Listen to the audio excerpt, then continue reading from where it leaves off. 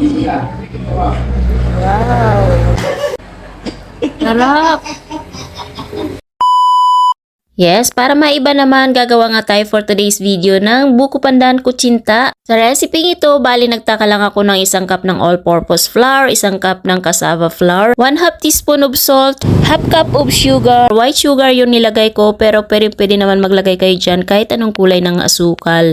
Para po sa exact measurement ng ating mga ingredients na ginamit ay lalagay ko po sa dulo, kaya tapusin nyo po ang video para masundan nyo. And then po dito sa 1 cup of water, naglagay na po ako ng food coloring na green. And then yung ating flavor na buko pandan, about 1 teaspoon po yung nilagay ko. And then minix ko lang dito sa tubig at dahan-dahan natin nilalagay dito sa ating dry ingredients. Bali nga po paglalagay ng tubig ay dahan-dahan at wag natin bibiglain. Bali nga po ang nagamit kong tubig dyan ay 3 cups of water, all in all po. At i-mix-mix na natin yan para mawala na yung mga buo-buo na nakikita natin. And dito maglalagay na tayo ng 1 teaspoon of lihiya na magpapakunat sa ating kutsinta. Yes po, lihiya or lye water in English. Para nga po masigurado, sasalain natin yung ating mixture. Bali twice ko po yan sinala para sure talagang makinis na makinis yung kakalabasan ng ating buko pandan kutsinta. After masala, set aside muna natin yan at dito naman tayo sa ating mga molder. Punasan natin maigi para wala talagang dumi at malinis. And then, ibabrush natin yan ng oil or ng butter para hindi dumikit yung ating kutsinta mamaya at para mabilis natin ma-unmold. Bali po pala yung molder na gamit ko dito ay large size. So, yan lang ang available kaya yan lang ating gagamitin.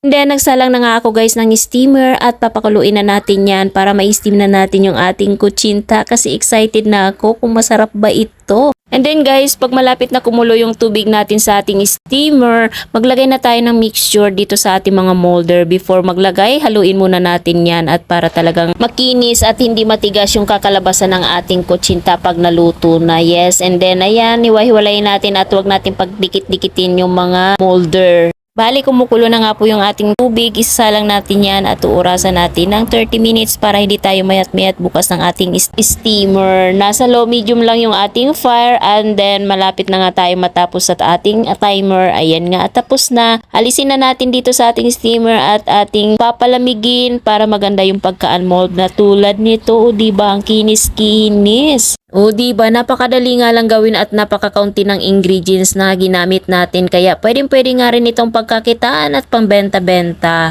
At kung tinapos mo nga yung video natin, nasundan mo yung mga ingredients na ginamit natin at nang matry mo na rin.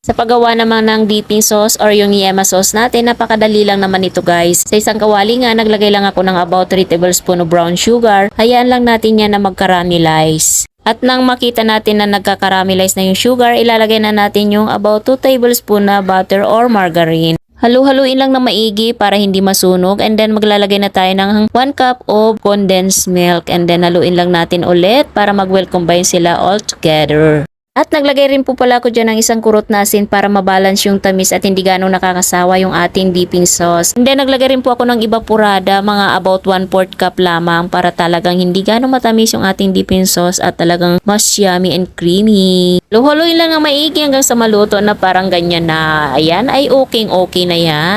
Hi, baby! Milk? Okay, wait lang.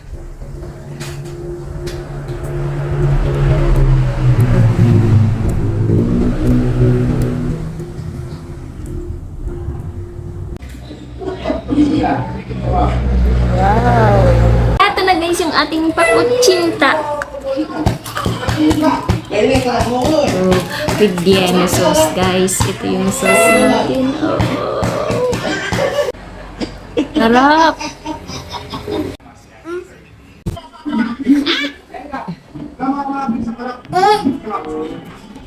Kuya Dede, si Kuya Dede kamay sa upunto. Ade, bako siya.